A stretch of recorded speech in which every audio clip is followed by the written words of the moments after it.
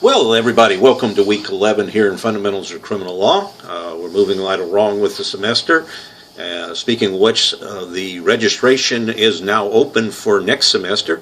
So if you're looking at continuing into next semester, please pick your courses and get registered. At this point, there's no worry about any of the classes filling up.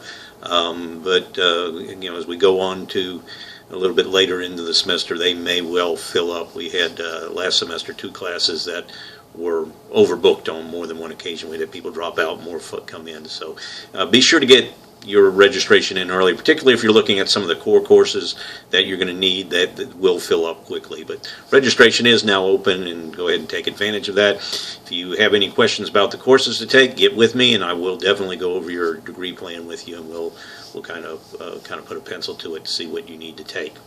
As far as this week, in week 11, we're going to be reading Title 7, Chapter 31, Offenses Against Property. Read the material, watch the video, and take the quiz before midnight on Monday. Can't emphasize enough how important it is to take all these quizzes. You don't want to lose an easy grade point. So, it can cause you to lose some grade points rather quickly. Another thing that you need to make sure you do, participate in the discussion.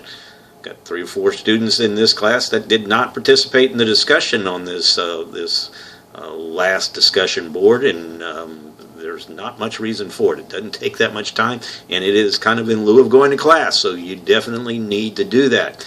The ones that did, we had some very interesting articles. One point that I would like to emphasize, one of the students mentioned when talking about carjacking. Texas doesn't have a law in particular about carjacking. Neither does it have a law that says anything about home invasion robberies or bank robbery. All of those fall under either the robbery or aggravated robbery, depending on whether a deadly weapon or there was some type of a situation that would bring it above robbery occurs. But as far as investigating them, we kind of group things by the method of operation of the individual.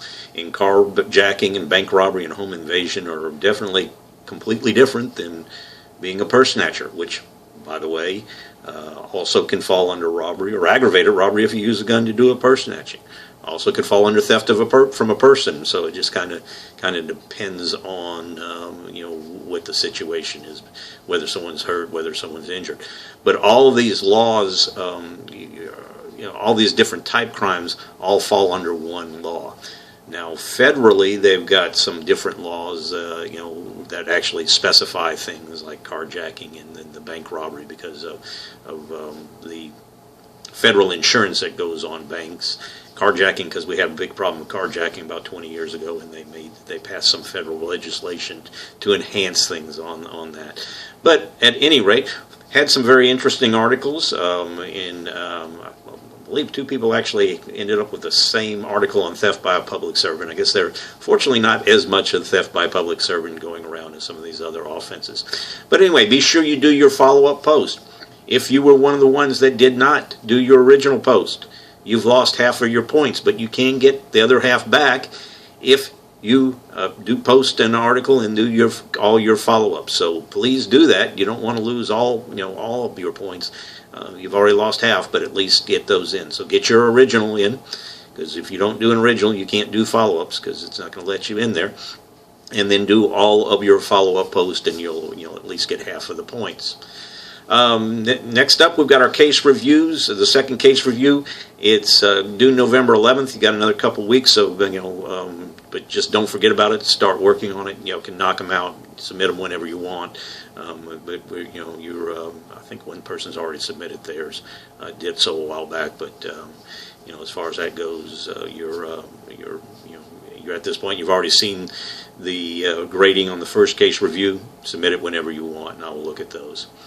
And then our third exam is coming up November 18th. It's a little bit while away, but the reason I'm bringing it up now is, hey, this is where you're going to find out what your extra credit question is. The extra credit question is regarding the statewide election that is going to be held on November 3rd. By the time the exam comes around, it will be over. But there are 7 propositions on this statewide election. The question is, what type of election it is? What do these propositions have to do with? What were they proposing? So they are proposing that something occur on each one of these 7 options. What is that? When you do come to the test date, remember first that if you're in both of my online classes, which class has which question, and then just type down the answer. And because the question won't simply be what was the extra credit question from the online video, and you just type your answer in. If you don't get the exact wording and the answer does not score automatically as correct, I look at all of those after all the tests are in and update them. Actually, I usually look at them as the test is going on. But after everybody's got their test in, I will double check and make sure that everybody got credit if they misspelled the word or didn't answer it exactly as it is in Blackboard, because it wants things precise. But that's fine. We will get those. So just get your answer in there. If the answer doesn't show up right, check it again the next day, because I'll get them graded. I'll get them updated. Well, your test ends at midnight. I won't be doing it at midnight, but I'll do it the next day and get your scores in there correctly. So, well, that's it for week 11. Good luck, and hope to get you all registered for next semester.